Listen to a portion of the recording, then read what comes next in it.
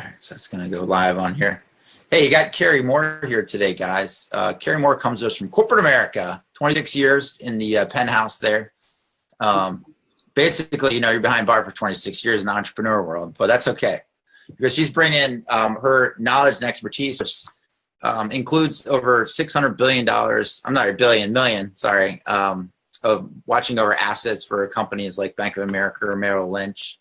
Over 600 billion. She's now brought that into working with entrepreneurs on the outside who wanting to basically grow their vision. And she goes back into corporations.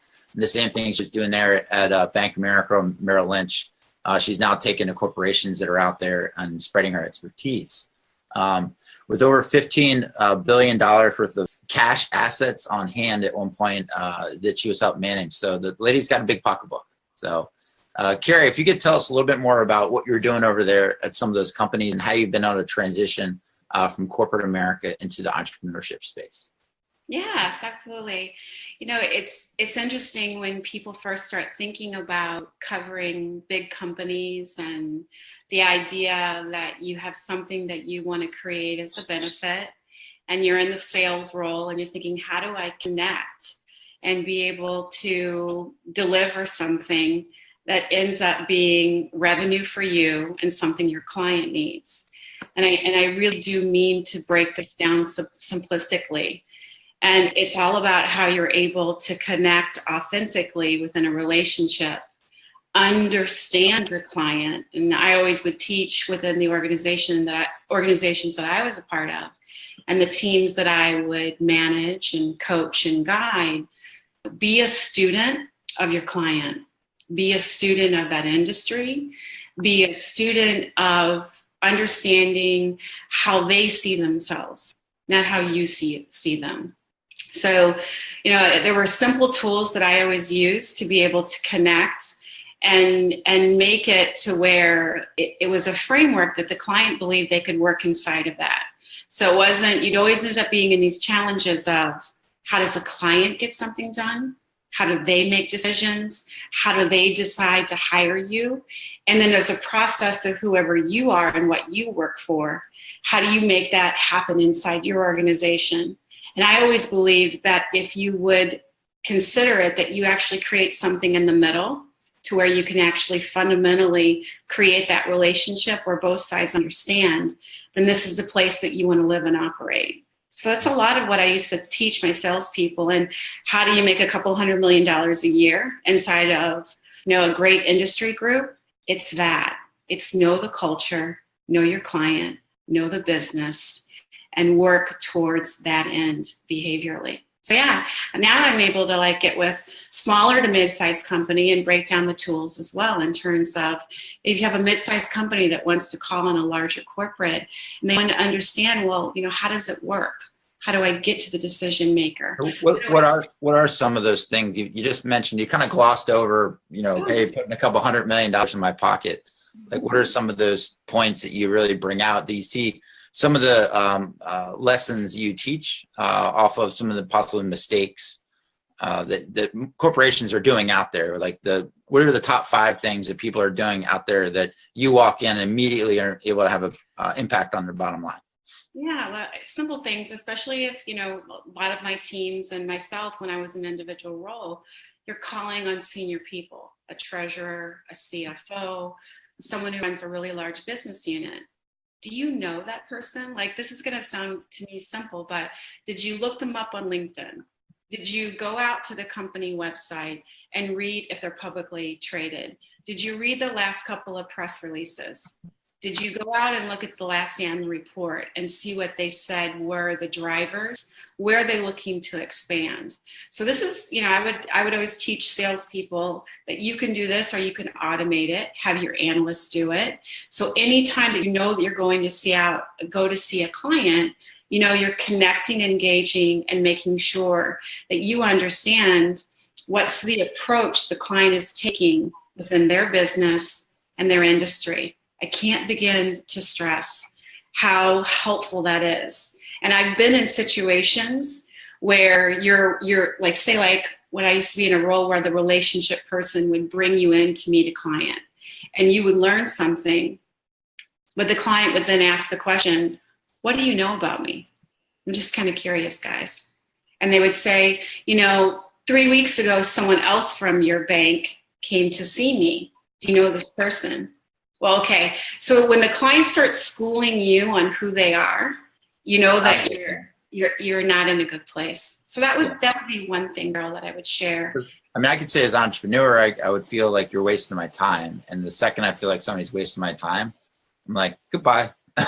Yes. Yeah. So you're talking about just managing the relationships, and you're not talking about just these small relationships. These are relationships that are millions of dollars, in revenue for your company and what you're doing. So what are some of the processes you put in place for managing those type of relationships? Now, how I would reach out and want to get time on a client's calendar, I was always, I personalized that. And I also wanted the client to know that I was intentional about if I asked for time on the calendar to catch up over the phone, as well as I was consistent about it. So I would get a sense to what the client preferred, and then I would play in that space. So if it was a larger relationship, outside of whatever projects that were going on that we were implementing or doing where, teams were engaged, I was always careful about saying, well, why don't we just catch up? Just have a standing meeting on the calendar to where we talk about what's going on in our respective businesses and how we're working together. And I would always be diligent about a couple of days before that planned time was, I would just send over an email, and I was real simple with it.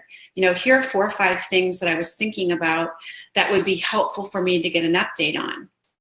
And the client would see that when we got on the call, because I wasn't I wasn't having a conversation like we were running through a meeting. I would let it evolve. What would always happen is the client would always end up telling me a couple of things that I didn't know what was going on. They would then say, you know what? Now that we're talking, Carrie, there's this thing, and I'm curious, what do you think? Now, what was happening? I was building trust. We were having a conversation. The client is telling me processes and ways that the company works that I only know because we're having the conversation, because I'm building trust and because I'm interested in what they're sharing with me, and not so much focused on the 3 things that I sent in the email that I think I got to get through. What ends up happening is the client realizes, wow, I can explore, I can share. And sometimes in these relationships, especially if you're dealing with senior people, it's not as easy culturally or individually to say, I don't know. So when a client begins to start telling you something like, yeah, I was curious what you thought, here are one of the really powerful things I learned. And I learned it from one of my first bosses. Never be afraid to say to a client, I don't know. Always follow it up with, but I'll find out. And this was my greatest tool with those monthly calls. I would go back and I would research a couple of different options. And then I would come back and say, I would tell the client, I found a couple of things for us to talk about. We would walk through it. The client, again, is, because I'm authentic about it, is telling me, well, what does that mean? I'm not sure. Next thing you know, you're making a decision with your client. Now you're a part of the process. Now you've engaged, you've created trust, you've built the relationship. They go back to another decision maker. They say, let's go with option B. Option B comes from you. And they think about it. We do the same thing day one at the Naval Academy. Is you're taught to answer things 4 ways. It's yes, sir, no, sir, I'll find out, or sir, or you give them the answer. Yeah. That's pretty much it. Yeah. So, I mean, it's the same kind of relationship you're forming with the client is like, if you don't know the answer, another thing is don't bullshit people. Exactly. Don't say something that's not true, or just think of something out of thin air and like, oh, this kind of sounds good. It's like, you better be able to back up whatever you're saying. Right. So that's the part where you can say, hey, listen, we got an idea, but let me flush it out first before I put it into action and make sure it's going to work for you first, and people will respect you for that. Nobody likes to know it all, right? And Yeah. know-it-alls really don't exist. Yeah. If they do, watch your back. So Yeah, so that's simple tools, right? just tell us about some of the ways that you've now entered into the entrepreneurship world, but obviously you were in corporate America for 26 years. What is your earliest memory around childhood, around like money and being an entrepreneur at all? I mean, do you ever do anything as a child, or was this all of a sudden a venture that just came out of thin air? Like all of a sudden, I mean, that's a long time to spend doing one thing and all of a sudden shift gears into something. So what? Yeah, well, first of all, I believe that I was an entrepreneur because I was always building businesses. I've been a part of teams where we didn't even have like a file folder, and we would create something. And because I had the mindset of spend the money like it's yours, and that does come from my childhood. Good. Tell me about that. I think some of my earliest memories about money was to respect money. Mm-hmm. My dad was very particular about how you held money, how you respected the money that was in your wallet. And I remember he always used to teach me, don't take money and wad it up and put it in, I'm a girl, so don't put it in your purse. And of course, when you're little, you probably had some kind of plastic wallet with a cartoon character on the outside. But teaching me to lay out money flat, respect it, understand who's on the face of the money. It was a fascinating thing that he taught me, but to this day, like ritually, you'll never see me be careless with money in terms of physically holding it. And so that was an important mindset for me in terms of don't take it for granted. Even if when you're a kid, when you have $2, it's a big thing, right? Like no matter what you have, respect it, take care of it, and know that you can have more. Save it, and then compound it. Understand how you can make more money with what you have. I bet you take care of your things pretty nicely too.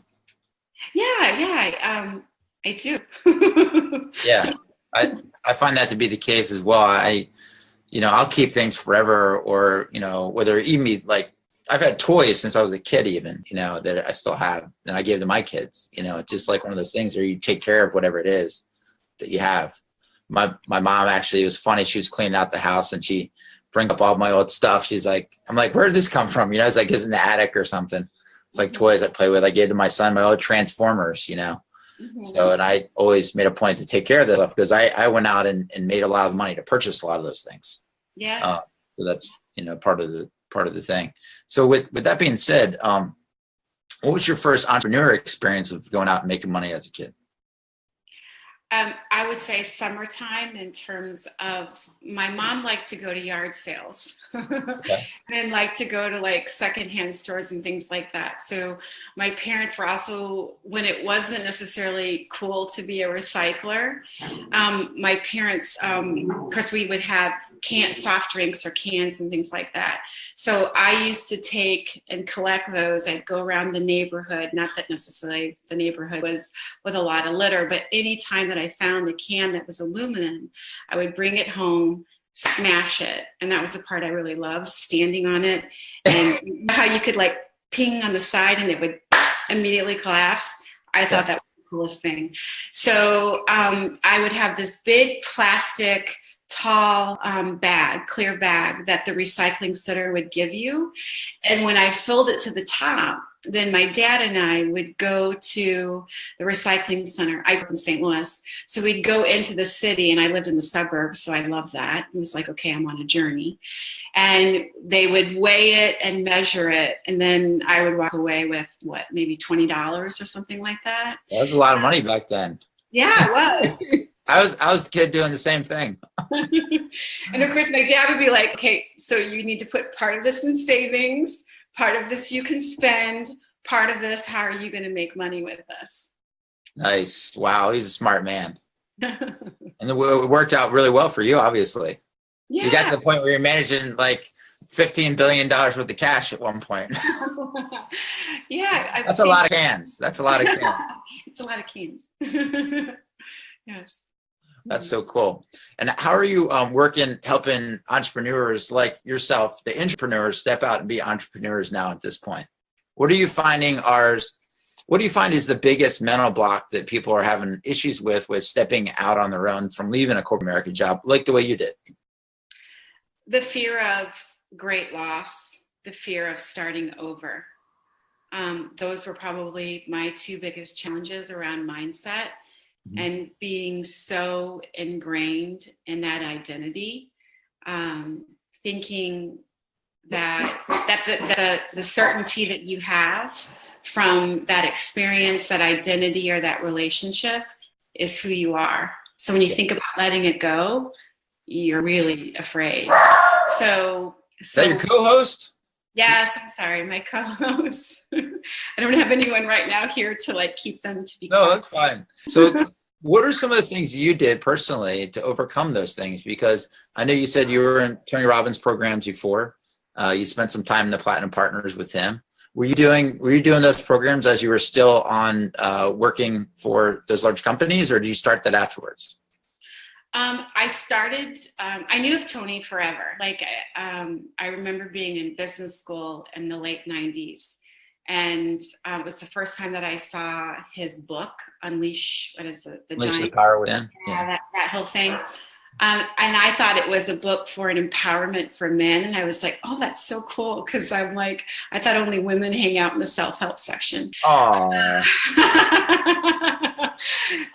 And then I started the tapes, the CDs, the DVDs. I would always do all of them, but I would never, after the program was done, you had all of these line items of things to do, and I never was able to get through it. So it's ironic, when I got very ill while I was living in New York, working and killing myself, I think, a friend of mine came to me and asked me to do that series. And that was my aha moment. That was my cross point, when I realized how hard that I was pushing and living and doing instead of being. So the mindset piece, to first recognize, he has this 30-day program he calls The Edge. And I was doing it with a friend of mine who was going through a divorce. So I first thought I was there to help her. In reality, I was the one who needed the help. And I very quickly realized that there's a lot about, Tony likes to talk about blueprint for life. I realized there were a lot of things that I had in my life that didn't match what I wanted for life. And so once I started recognizing that I was incongruent, then I started realizing those were often the things that were around job, living in New York. There were a lot of things that were working against the personality and my soul. So when I realized, wow, how fulfilling could life be if I actually got up in the morning and was still using this great mind, this heart, and this soul. And I love to help people, and I love to coach, and I love to teach. What if I could just do that every day and not have to get on an airplane 4 days a week, right? Unless I wanted to. So I think when you first start just imagining, envisioning what life could look like, that's the first thing that starts realizing, well, maybe I wouldn't lose anything. And this last piece, because I know you're about, teaching people the value of money and being profitable in their businesses, the most important thing I learned in that time, and I would say it started with Tony's teachings, but I've been around a lot of great teachers. We carry our abundance. We're the ones who are doing the magic. And I wasn't going to leave anything in corporate America. I was taking it all with me. And I have it here right now in front of you. So, Carrie, with that being said, you kind of glossed over that aha moment that you had. Were you still working at that point at corporate America in New York City? Mm-hmm. Yes. Okay.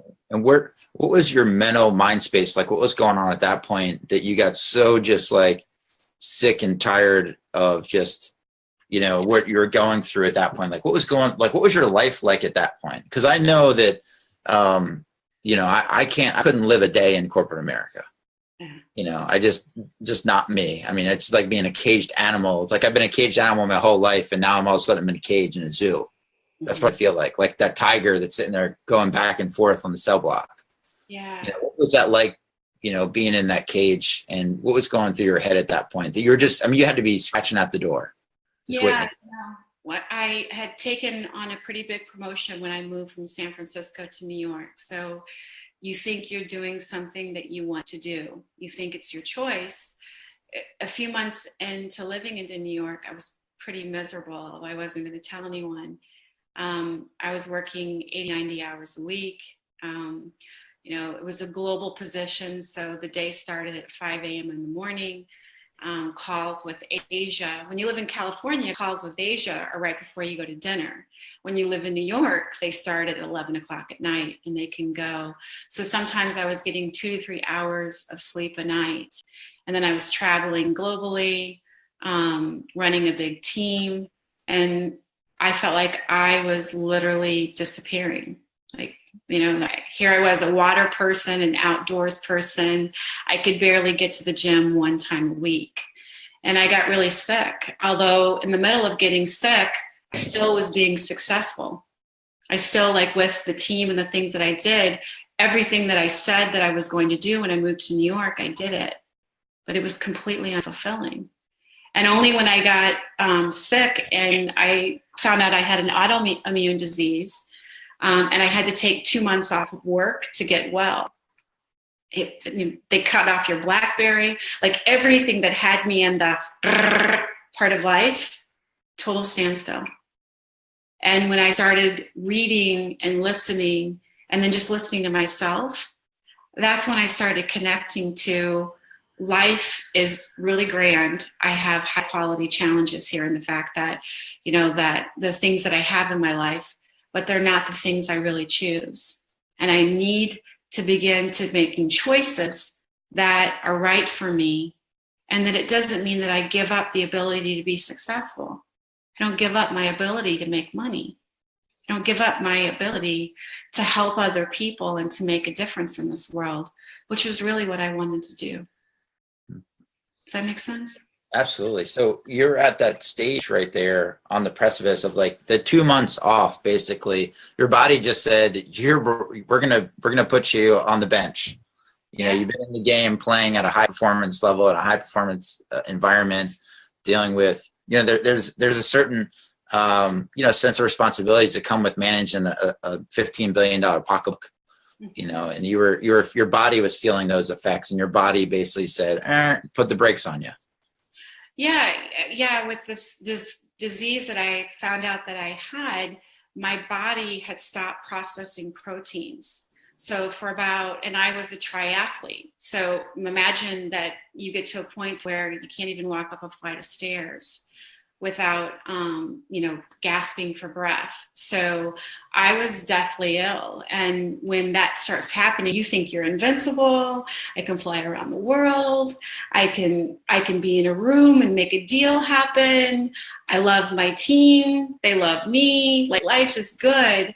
But that was part of the piece of the things that I was buying into that were more external. These are the things that we think we're supposed to do to be happy and successful. And so my body caught up with me, and I believe in God. I believe in a higher being. And I think it's amazing when your body says, you know what, we're going to find the biggest but safest way to get your attention so you can start making some changes. One of the things you kind of mentioned there was it was almost like the significance that goes along with a position like that, and identity. In the Marines, we have a huge thing around that. And as guys separate out of the military, they have to kind of find themselves a little bit, in the sense of they've had this identity. A lot of guys come right after high school, start at 18. They've been in, 5-6 years. They have an identity. But guys that do 20 years on active duty and then retire, guys do 30. I always look at it this way. Even the combat in the Marine Corps will one day retire and have to go find a job. Right. It's one of those things of it's they go through the same thing.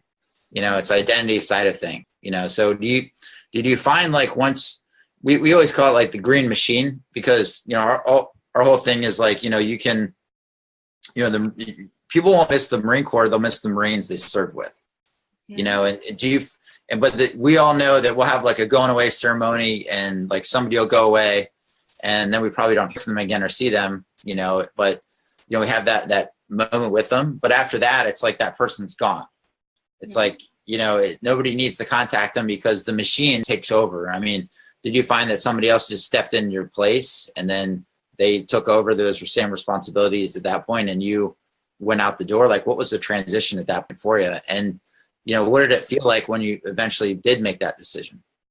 Well, one of the things that I find that, and I know I'm not alone in this because enough people contacted me that work still in that space or we work together or something like that. You make a decision to take a different position and you think it's going to be better. So just so you know, in 2013, I said, okay, I'm no longer going to live in New York. I'm going to let go of this job.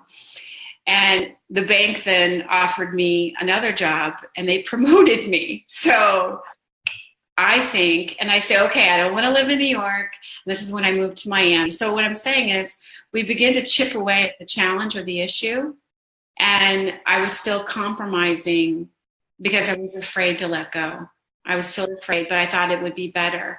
So, you know, that last job that I took was where when I moved to Miami and I was working through that, I made the final decisions around that decision point. So I relate to where people will tell you, I've spent the last 10 years in this career, in this company, and sometimes in this relationship, right? And it's not where I want to be. And I think that, again, that piece of you being willing to first be incredibly honest with yourself, let go of the external things that you think make you happy and successful. And happiness comes from within, not something on the outside. Totally. Yeah. So you're at a point, you moved down to Miami, you're still working for the company because you're like trying to get out of the matrix and they just sucked you back in. You know? Because I keep letting it happen. Yeah, and you let it happen. Yes. But when was the decision after you moved down to Miami that you're finally going to walk away from the matrix and escape? I mean, how did you get away from them? What did you do, Neil? Can you imagine what it was like being my coach? Carrie. There's a lot of people that just struggle with the same issue. Yeah, and that's why I want to be honest about it. I, you know, some of my closest friends will be like, "Oh my God!" And I called and I said I finally quit. They were literally like laughing and screaming and jumping for joy in the phone because I finally said I'm going to do what I really want to do. So yeah, like that leap. I wrote an article about it and it got a lot of traction because I described it like feeling like I jumped out of an airplane. And I had said to someone I respect, you know, I just keep waiting for my feet to feel like they're on the ground. And this person said to me, if you're smart, you'll never feel like your feet are on the ground. Meaning now you can fly. Now you're not the caged animal. Now you're not trapped. Now you don't feel like you have concrete around your ankles, concrete or cuffs, or that, you know, when you work in the corporate space, everything you say has to be approved first, right? Like you can't even create a PowerPoint presentation that there isn't a legal compliance review. Boo! So if you can imagine what it's like now for me, when someone asks me to come on stage, it's like, I want video, I want interaction. Like, you know, I'm anti-structure. And I'm also— The tiger is out of the cage, ladies and gentlemen. Yeah, like don't like, oh gosh, let's not use titles. It literally is like those things fall away from me. Yeah, you were even adverse to even talking about that stuff, you know? Yeah, because I don't like, for me, it's a mindset thing. I know that's not where my happiness is, and I know that's not where my true value is. But people really need to know your true story behind that to understand why it is that they would listen to you in the first place. And you do have a big space to listen to. You went from the pinnacle of corporate America and you tried to walk away, not just once, but twice, you know, and I'm sure they sucked you in a different way. what was eventually that decision that you called? Like, did you call them up and just, were you on your BlackBerry somewhere and you called them and said, I'm not coming to work anymore? I mean, like, what was the transition for you? How did you finally make that decision? What was that point that was that breaking point? You're like, I'm not doing this anymore. Yeah. Well, I always feel like it's the whisper, right? I think on that Goldcast station, you hear really successful people talk about that. When the calling comes, it's like a whisper. You wish it was like a screaming voice. And I was coming from an appointment and I was driving back to the office here in Miami, and I pulled into my parking space, and the song that was playing was Michael Jackson. I'm looking at the man in the mirror.